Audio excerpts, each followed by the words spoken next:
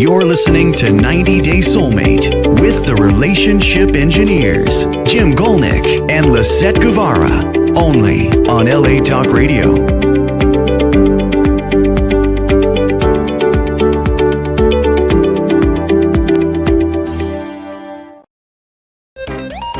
Welcome to 90 Day Soulmate with Lisett and Jim.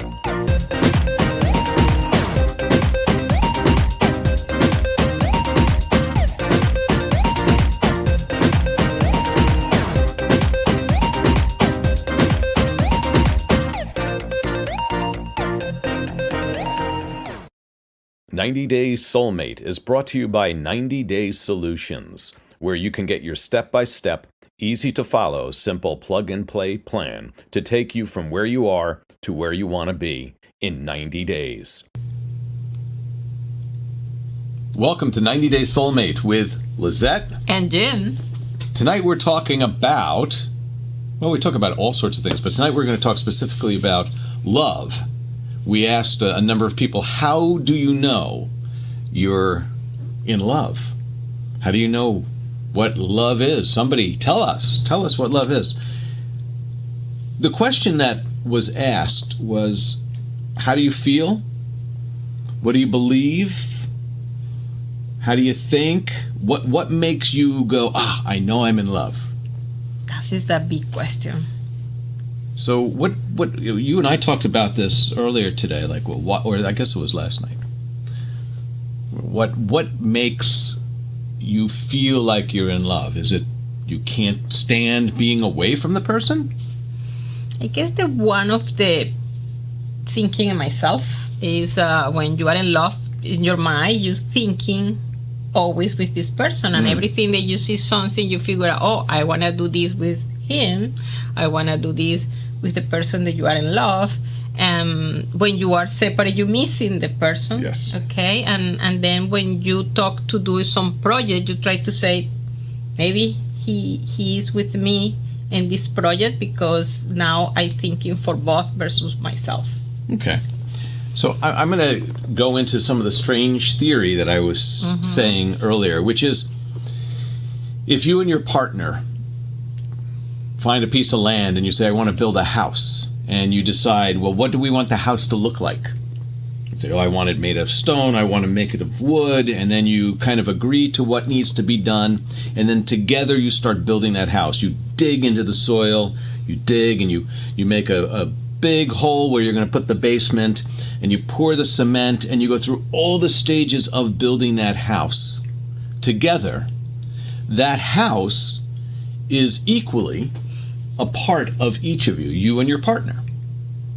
So you have something together, and there's a lot of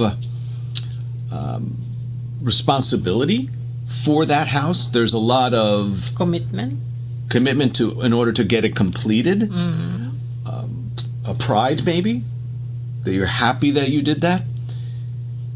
There's what we talked about, hard work. There's a part of you in that house. Now, of course, the house being a metaphor or an analogy to what happens to ourselves in a relationship. Because of the brain's neuroplasticity, the ability for the brain to grow and create new brain, additional thought paths, new neuron connections, new thought patterns. When you and your partner build a relationship together, have conversations like, we want to build a house together. We want to go on vacation together. Hey, how were you? When you were a kid, what did you like doing?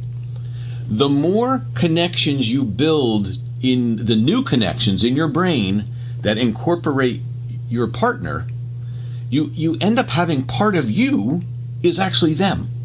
What they've told you, their thoughts, their background, their wants and desires, their likes, their dislikes, they all are starting to weave themselves into new brain matter in your own head. That just makes sense. So part of long-term love, and we'll talk about the long-term first, is that you actually become part of each other. you almost automatically can start thinking, what are they going to think? What is Lisett going to say? You don't want to make assumptions, but you start to get an inclination. There's a connection.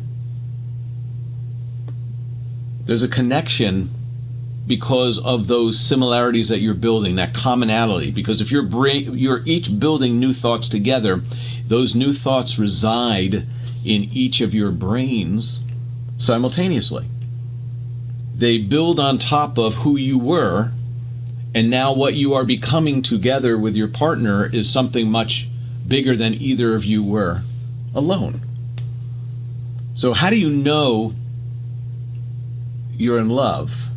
I think the deeper that person has gotten inside your brain, it's actually a physical, at that point, a physical connection that has also chemical content to it.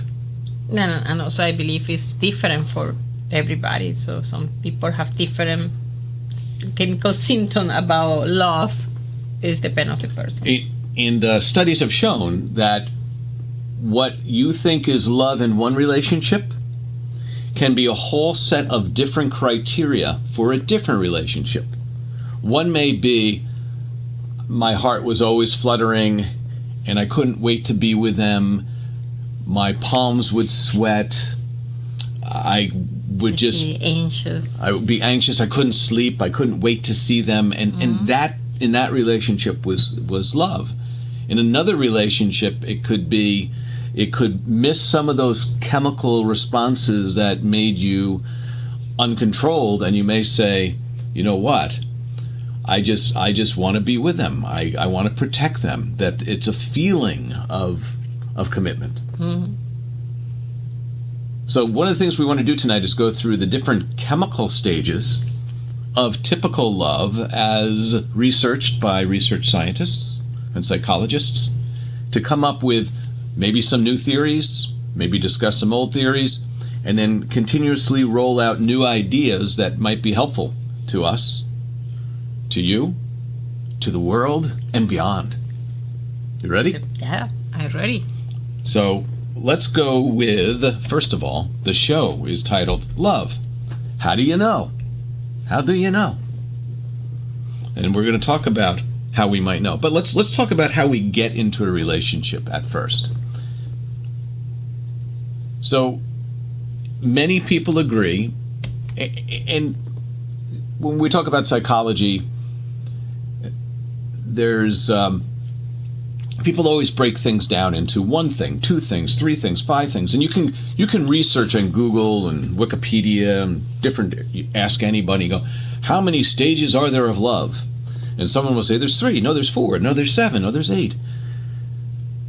To break things down as simply as possible, there are 3 major pieces of love, stages of love in humans. And pretty well agreed through many different people, psychologists. The 3 are lust, attraction, attachment. And this is very similar in a way with all cultures, all people around the world. So what do we say lust is? Lust. Do you remember this? Lust. You don't know. I just want to be with that person and have sex. Okay, that's lust. It's you lust after somebody. It's you're not really thinking of anything other than that physical connection, that chemistry. A lot of people think of it as chemistry. There's not the same attraction, lust. What is the difference? No, there's the attraction is, and we'll get into the chemistry involved in each, but it is a distinct, separate thing. So lust is, you don't even have to like the person. You just find yourself sexually attracted to them. And it really is part of that innate, I want to reproduce and create more animal instinct. Yeah. Okay. And it's a typically short-lived portion of a relationship. Okay. And it doesn't actually make any, it doesn't give any, and there's a nice study that we'll talk about later. it doesn't have any bearing on how long the relationship will be. That this is can go like I fall in love in the first moment that I see this person. Yes, and then 3 weeks later, I don't know what happened. It's just not the same. I don't remember.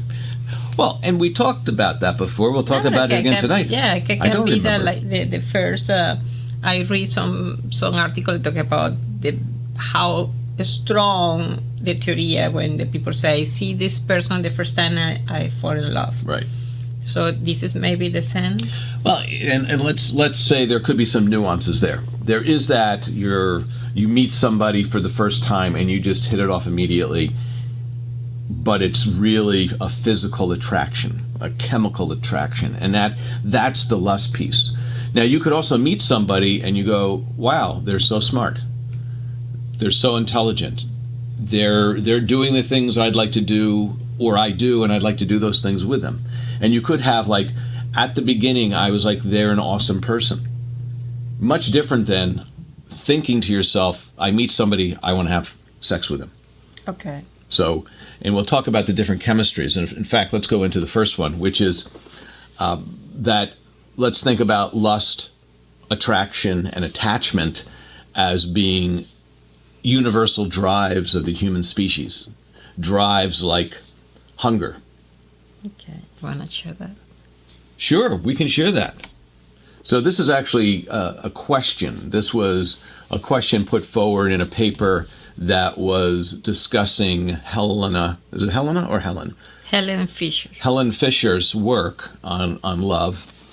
And the paper that was looking at her theory said if lust, attraction, and attachment are associated with elevated levels of central dopamine, and drives are associated with elevated levels of dopamine as well, then it suggests that the stages of love are a drive. That's their summary of what Helen Fisher, Dr. Helen Fisher, was stating, that lust, attraction, and attachment are drives, internal drives of the human being. I would suggest that if we take and I guess we're going to do that anyway in a moment or two here, that there is, I think, a component to that. But the critical way of looking at this was, it was almost cyclical thinking, which maybe not cyclical, but a generalization, that if these stages of love were associated with dopamine, and dopamine is associated with our drives, dopamine is released for pleasure fulfillment, like I eat a chocolate cookie and it just tastes so good, I get a rush of dopamine. I go and run and I get a runner's high, and there's a release of dopamine. So it is one of those things that is automatically released from our brain when we have that feeling of pleasure, like that was really good. That's typically a dopamine ejection from our brain, a secretion of the dopamine. So there was some reasoning here that she said if lust releases dopamine, if attraction releases dopamine, if attachment releases dopamine, if it's involved in all those stages, and it's also involved in these things that we call drives, like the survival drive, the hunger drive. And also right. She say the all this is almost close to the area in the brain. So physical, all these component is almost in the same area. So the theory is, and there's some good argument for that, and that's the nice thing about theories. They're just theories. They're theories that are trying to make sense of what we see around us. So I want to go to the second part of this, is her actual reasons for these things being drives is that, unlike emotions, which just tend to come and go, lust, attachment, attraction are things that don't come and go. They are long-term. They may be long-term as 2 years, but emotions come and go. You can have multiple emotions in a minute. But typically, when you have lust, it's a ongoing lust. Like it's more than a minute. And when you get to attraction and attachment, they're not just up and down. So one of the part when she talked about lust is I like one interview that I saw about her, and she said if you feel that you are in the bar drinking and you see the guy, and the guy is married and the guy has kids, you're not thinking about that because your brain is in this, you're not thinking in the future, you're not thinking the all stuff, is this moment. So arousal, lust. So think of lust as arousal. I'm just aroused. I'm like sexually aroused, or I'm just attracted physically to somebody at the bar. That arousal is shown to release chemicals in the brain that shut off the frontal cortex. Yeah. So I think what you're getting to is you tend to make poor decisions when you're aroused because you stop thinking logically. Add into that alcohol. So a bar where you may be looking to have a couple of drinks and you see somebody, you may make a decision you would never make otherwise. So either you have a really good excuse for it. Yeah, but the chicks say that you know figure out all the stuff. And You don't. Yeah. Until later. It's like, why did I do that? Yeah. Again. Again, several times. Can we meet again this Friday? I know you were married. I'm married. Oh my. So the different stages of love, she says, they're focused on specific rewards. Like the reward of the lust stage is having sex. The reward of the attachment stage is cuddling and holding and being close. The reward of the attachment stage is feeling good about your association with the person, liking them for who they are, and wanting to be close. It's and there's some positive and negatives about all these things. So that because these things are focused on specific rewards of having that stage, she states that these are reasons why they're drives. So we had the other one there, which is, you just saw on the screen, which was unlike emotions, the lust, attraction, attachment are not associated with any facial expression. And I guess what that was trying to bring forth is that the facial expression being tied to emotion was not like, there's not like, other than lust and you're in a bar and you're making eye contact, or you're at a party and you're seeing, yes, you'll have facial expressions, but it's not like, like,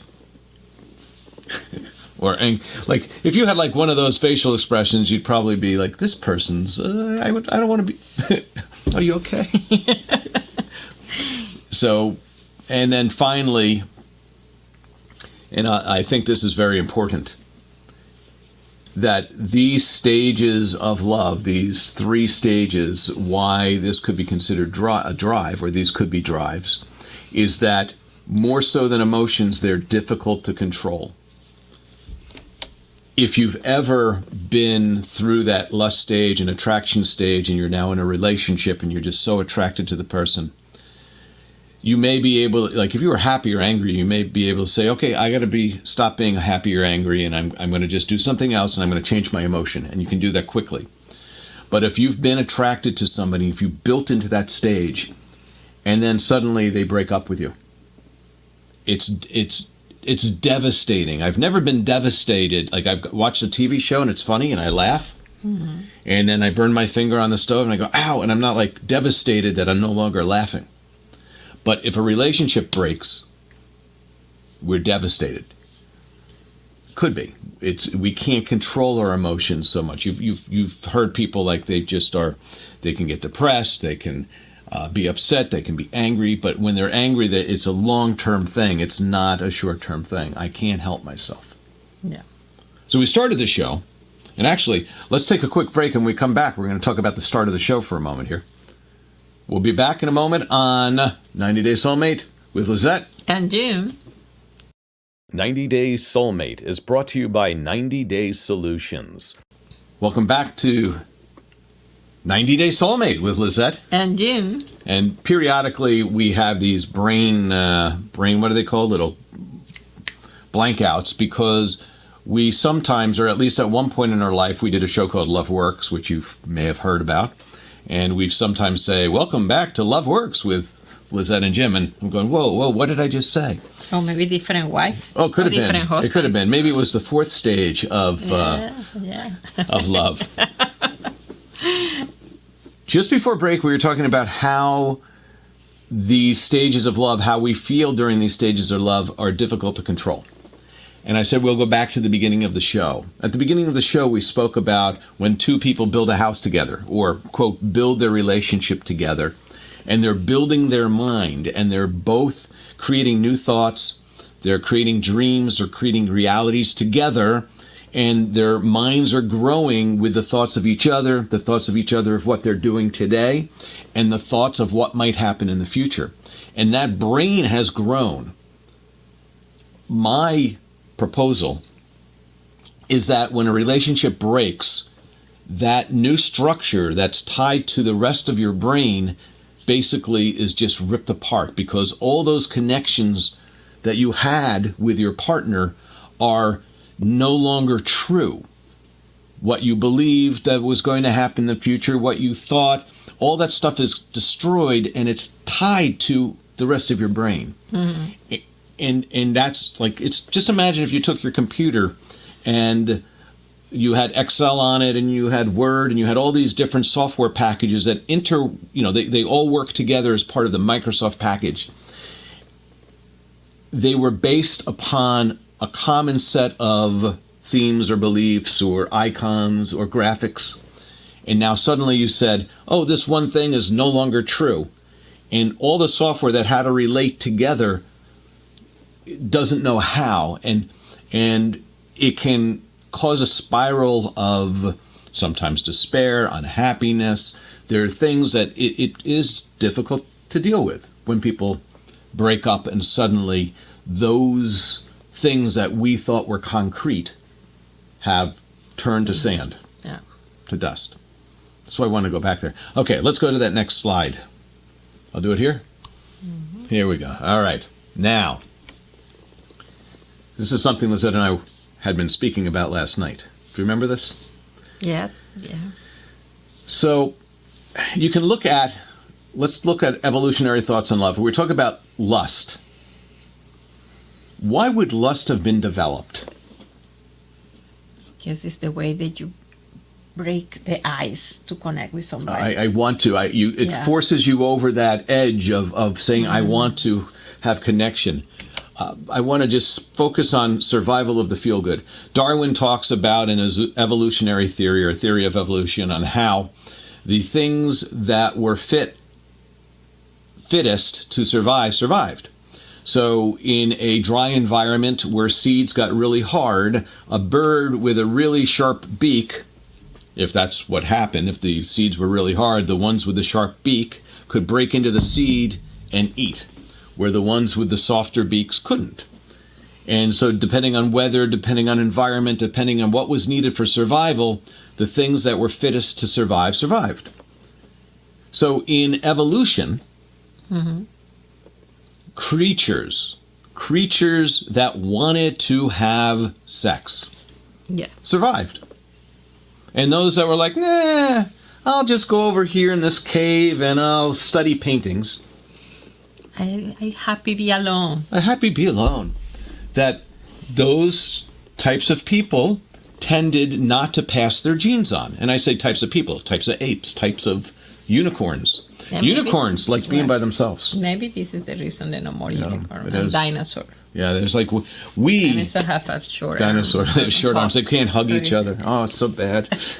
Come here, don't go away, don't walk away. Yeah. Okay. And they couldn't pay the bills at the restaurant either, right? I can't do it. So no one wanted to date them, and so the dinosaurs got no dates. They couldn't reproduce, and they're gone. So that's what we want to share with you, evolution. So going back to passing on of genes, is that the goal is we want to pass on our genes. And so now we go from the lust portion of we need to have, if it didn't make us feel good, if sex made us get hurt and we were in pain, we probably wouldn't want to do it as much. But since it makes us feel good, it releases chemicals, which we'll talk about in a little bit, it's like, oh, this is something that's of interest to us.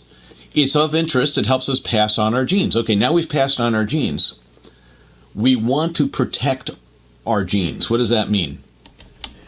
When we talk about why would there be a benefit beyond lust of attraction and attachment,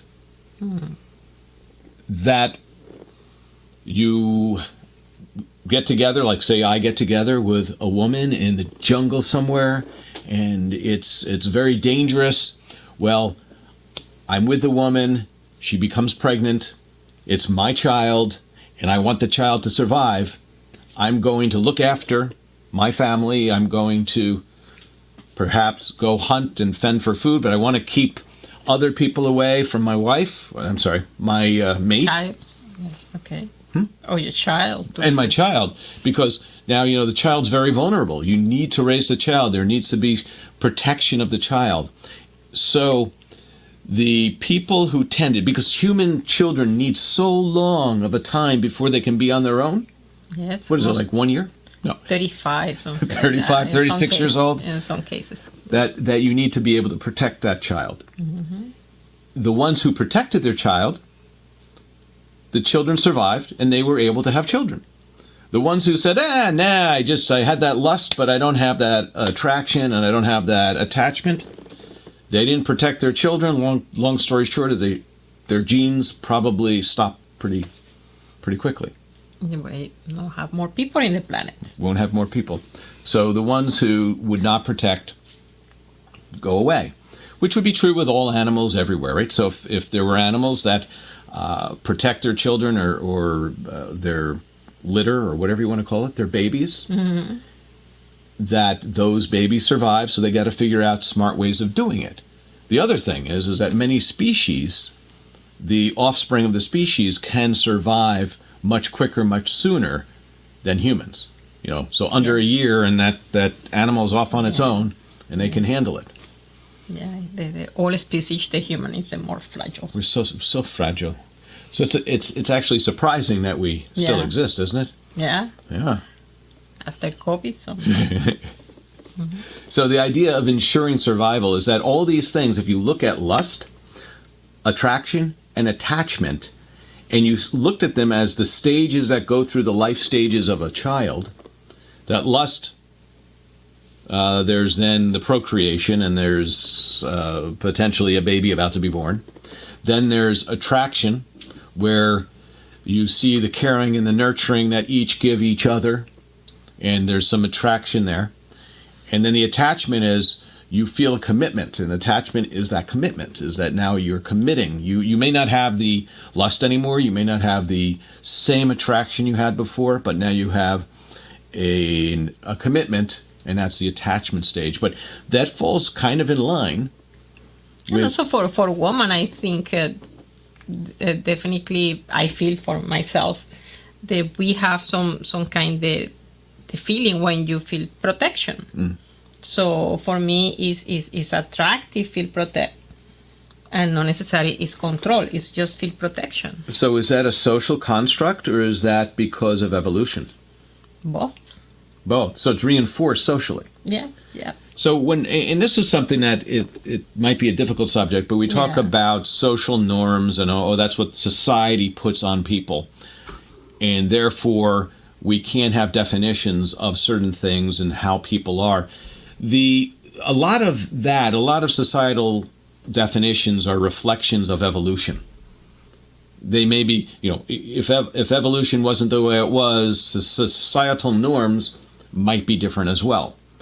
So we have to go, which ones are actually positive and which ones are hurtful and negative. Yeah, that's another conversation. Yeah, that's different. But there are some social and societal norms that are based upon what's good for evolution. And then, religion steps in and reinforces what's good for, religion, but what's good for keeping a public in control. And then politicians step in. And so it becomes this whole reinforcing of an ideology that some of it may have been loosely based on evolution and survival of the fittest. But if we start looking at that, how has evolution guided us to where we are? And how, we think something's love, and it's just all these chemical processes that evolution has given to us to get through that lust stage to the attraction stage to the attachment stage. Yep. That makes sense? Sure. So, do we want to talk about chemicals? We could talk about chemicals. We're going to talk about chemicals during these different stages and what does that do and what does that mean. So, during the lust stage, there's testosterone released in men, and it makes them more aroused, more wanting to be with that woman. It also, estrogen is released in women, and these two things help promote the arousal and attraction between people. Lust occurs across species.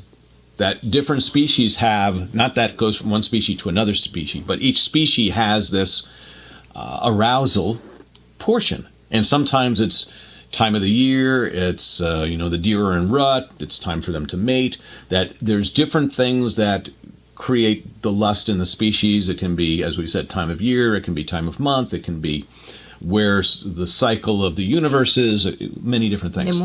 The moon. But it pushes us on a basic drive to find a partner to spread our genes with.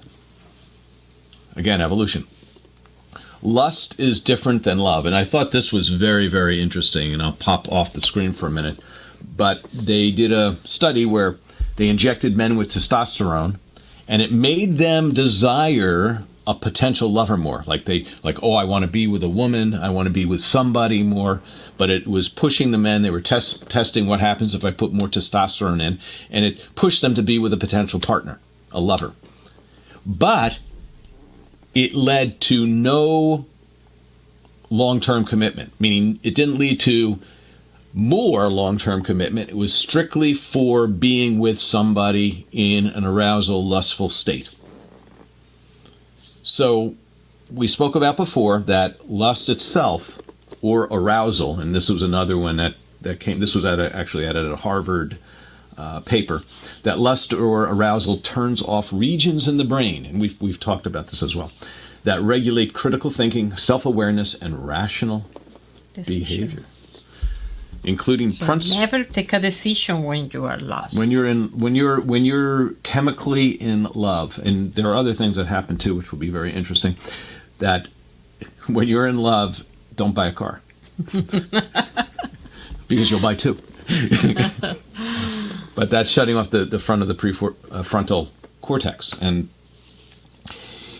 the next stage we talk about it. So you get through that lustful stage where you're just wanting to be with somebody because, and this is typically the thought, oh, it's love at first sight, it's chemistry.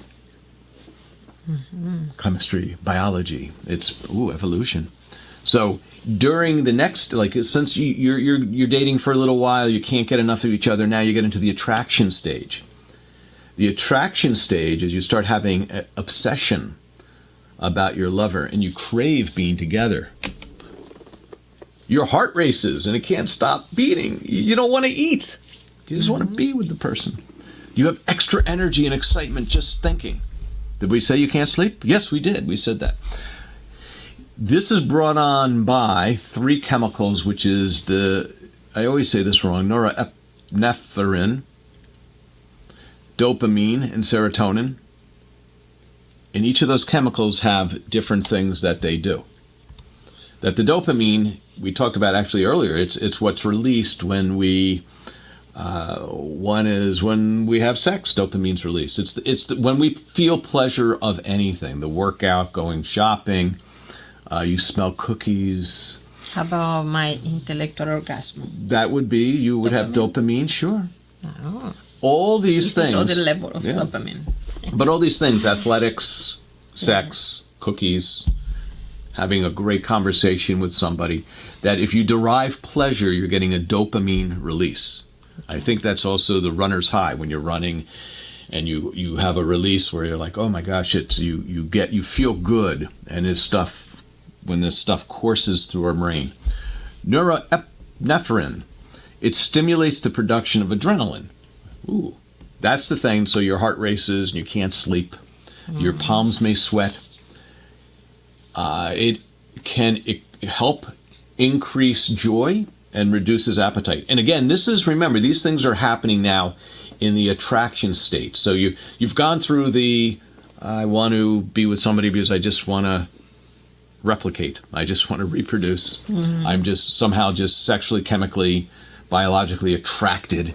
And now as I'm dating them, as I'm going out more with them, I start getting this new set of chemicals, which are more, I'm getting benefit, and it's more, these chemicals take over for the testosterone and for the estrogen. And then finally, the one, serotonin, which is very interesting, is that this is well, we were talking about Helen Fisher again, that this actually kind of goes a little bit with and against what she was talking about, but the serotonin tends to decrease for men in this state, but increases for women, which was kind of interesting. But also low levels of serotonin may cause obsessive thinking. So obsession might kick in the attraction stage, but more likely for men than women, or more so for men than women. And it could just be a slight difference. I'm wondering if this is why men tend to be maybe more jealous, maybe more emotional reactive. If something goes wrong in this, if they think, somebody's cheating or something like that, that there's more of a, I'm obsessed and I need to be with that person. That person can't talk to anyone else. So you say for a woman, because say the obsessive of thinking is, maybe the woman thinking more about this level of serotonin versus the men? No, it's saying that the serotonin, as it's decreased, so they said that studies showed, and I think it was a study in France, where people with OCD, where they needed things exactly this way, the obsessive compulsive disorder, they had lower levels of serotonin.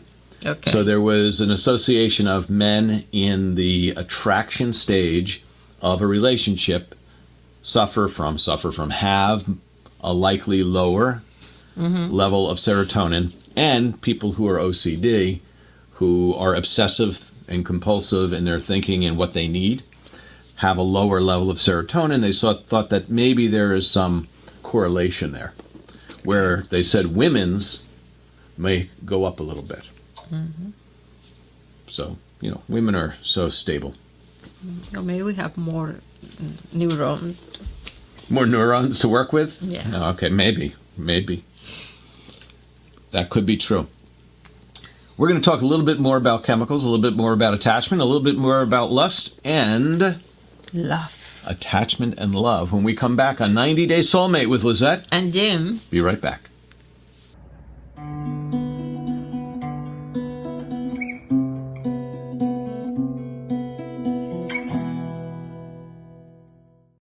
"90 Day Soulmate" is brought to you by 90 Day Solutions. Welcome back to 90 Day Soulmate with Lisett and Jim. Tonight we're talking about love. What is it?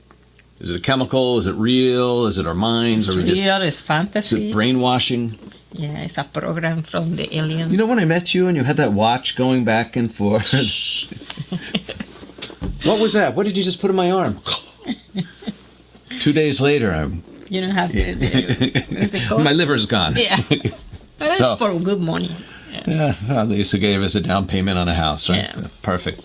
So, after lust and arousal and attraction that way, and then the attraction stage of a relationship. And let's talk about the first stage being very short. Could be 30 days, 90 days, 6 months. It could be, a very short period of time. So it's definitely not long lasting. You can still have arousal looking at your partner years later, but it's not the only piece of the relationship at that point. You move on to the attraction stage, where you develop thoughts together and you the cuddling. You want cuddling and stuff like that. Yeah. Is that attraction or is that attachment? Well, let's see what our handy dandy presentation says. So attachment is a more lasting commitment to your loved one. It makes us want to do what? Move into the cave together. Get married. Get matching tattoos. And or have children. Yeah, and also the attachment, sometimes say how much attachment for stay with your partner and make up that your children grow up. This is the attachment. Okay, so period. the attachment is the period is to help your children grow up now. Mm-hmm. So that, which is interesting because the dopamine decreases. That is the reward. Like that, oh, the cookies smell so good. Well, the cookies don't smell so good anymore. Now I know it's sugar. No more sugar. Yeah. A little honey, but no sugar. So that goes down. Oxytocin and vasopressin are now the two chemicals that start to become more prevalent in their release in the relationship for those who are making it through the attachment stage. These hormones help people want to stay together. The word that's used here is nurture, take care of their partner. Did I say cuddle? Mm-hmm. Be cuddle and close with their partner, have coffee and conversation, creating plans and discussing dreams together. Dreams? You mean stuff like... Dreams? While Victoria dreams? A book about dreams. That was looks like a commercial. It looks like a commercial. Unplanned commercial. But this is when we talk about creating plans and discussing dreams together. This book that Lisett and I were able to put together and write is based upon creating something together, creating plans, discussing our dreams, or actually more Lisett's dreams, but writing a book. And that is something that really we did in our attachment stage, right? So this is this was really attachifying. This is our child. It's our child. We nurture it. We're waiting to grow up. Oh, hold on. Can I grab that one? Okay, now it's bigger. This is the child, and then it grew up, and now it's bigger. So we've got one in the smaller version and one in a larger version, which is a little bit easier to read for me when I take notes and when I'm taking a look at what we wrote and if I'm trying to assign it to. Okay, let's go to that. Sure, go ahead. So we talked about the oxytocin and vasopressin. What is oxytocin? Oh, it's released during orgasm. So sex may bring couples closer together because this is more so dopamine has gone away a little bit, but now the oxytocin is being released. It is a bonding agent. It may, and you see the thing, it says may impact clingy behavior. You know, clingy, I'm being clingy. Stop being so clingy. But I see when I was in one seminar talking about oxytocin, the guy said you can use after this moment, the sex, you can ask, oh, I want to have a new car. Maybe you have more positive. Oh, darn it, I missed it. It's fun because in this moment your level is high and then you can say, oh, yes. Okay, in January we take a look at that again. So I have to wait now. My car's out of gas. No more gas in the tank. Beep, beep. So, but what's interesting about it is that the positive is it may bring couples closer together, but the negatives could be that closeness that's being brought together during the attachment is also creating jealousy. It's creating a clingy behavior. One of the articles I read also said that oxytocin also helps you have an affinity towards groups that are like yourself. So in a family, we're the same family, we grow closer together, but maybe in your religion, you grow closer to your religion. In your culture, you grow closer to your culture. It can create identifying with people, cultures, people who have the same thoughts as you. It can create a way to attach with them as well. Because being with people who you like or that are like you may release oxytocin, which actually bonds you closer together with people who are like you or people you like. And they said that was a negative. So the positive part of that is back in evolution, where you're living in a small little area with people you know, and you want to protect them, it builds and bonds a strength between them where you want to protect each other and fight off those who are, quote, not like you. That was probably the reason it was a benefit back then. And then vasopressin helps aid in non-neglect of partner. So it keeps couples close, but that's not the Vole story. Why? The Vole story. A vole. So, what are voles? Voles are little, like, what are they, like those, not mice. They're like a big, they're like a mole, but they're not. They're voles. They say prairie dogs. They did a study with prairie dogs where what did they do? They actually took away, and I'm going to try to remember how they did this. They reduced the vasopressin that they gave to a certain group of prairie dogs. And those prairie dogs tended not to hang out with their prairie dog wives anymore. So it was the male prairie dogs, and they were cutting off and blocking their vasopressin.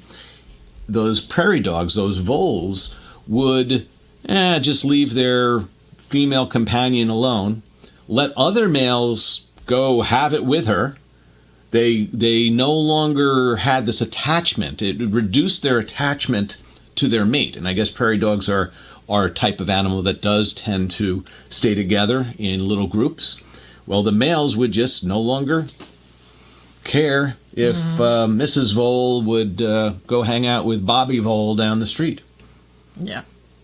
So the Vole story is an indication what vasopressin does. With the vasopressin release in the system, it makes you more attached to those around you, to your loved one.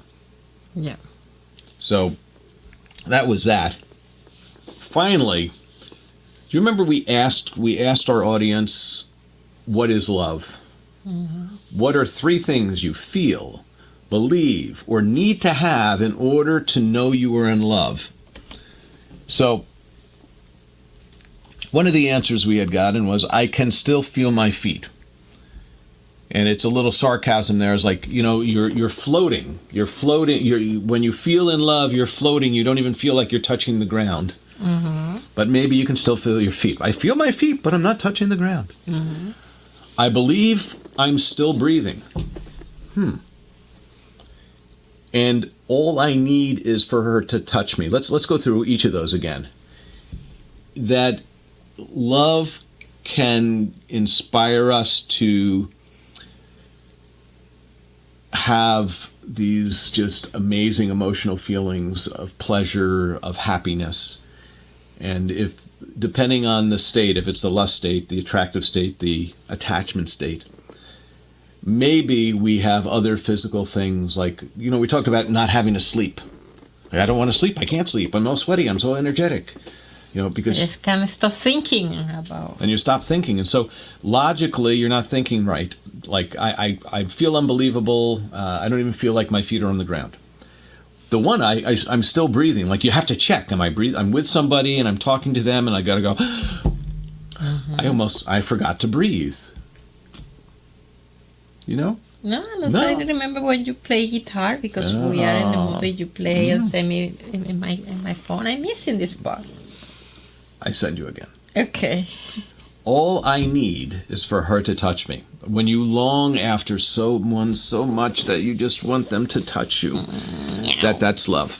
That if it's in I want them to, it's in a non-sexual way versus sexual way. Yeah, both right? Together. Well, together, but if it's just, I want them to touch me in this way, and it's just sexual, that could be the lust stage. It might not be, is it love? Anyway, we talk about love theory, the stages of love, and we've defined love as lust, attachment, lust, attraction, and attachment. Again, 3 stages. The psychologists come up with, these are the 3 things. These are evolutionary programs that we have, and we've marketed them as love. Yeah. But we've defined them as love, and as soon as we define them as love, that's what love is. Right? So love is what we define it to be. Yeah. I told you it's not the same for everybody, but has some kind of general. Yes. Generality. Because our brain, our interaction with our bodies, what we think, our preconceptions, our beliefs are all different, so we all feel love is different. And finally, as I believe it was The Weeknd, or however you pronounce his name as a group, wrote this, which was, I can't feel my face when I'm with you, something to that matter. I can't feel my face when I'm with you. I took that as being, from my point of view, I don't actually care what the song meant, but when you're with somebody that you truly love and you're having this conversation and you're smiling and you're laughing and maybe you're having a drink, maybe you're just having a coffee, and your face is like numb from smiling so much. I can't feel my face when I'm with you. And I think that's a great expression of what love is to be so lost in conversation with your partner. With Lisett and Jim. On 90 Day Soulmate. Thank you for tuning in to What is Love? Well, love works. Well, 90 Day Soulmate with Lisett and Jim. Thank you, and we'll see you next time. 90 Day Soulmate is brought to you by 90 Day Solutions. You're listening to 90 Day Soulmate with the relationship engineers, Jim Golnick and Lisett Guevara, only on LA Talk Radio.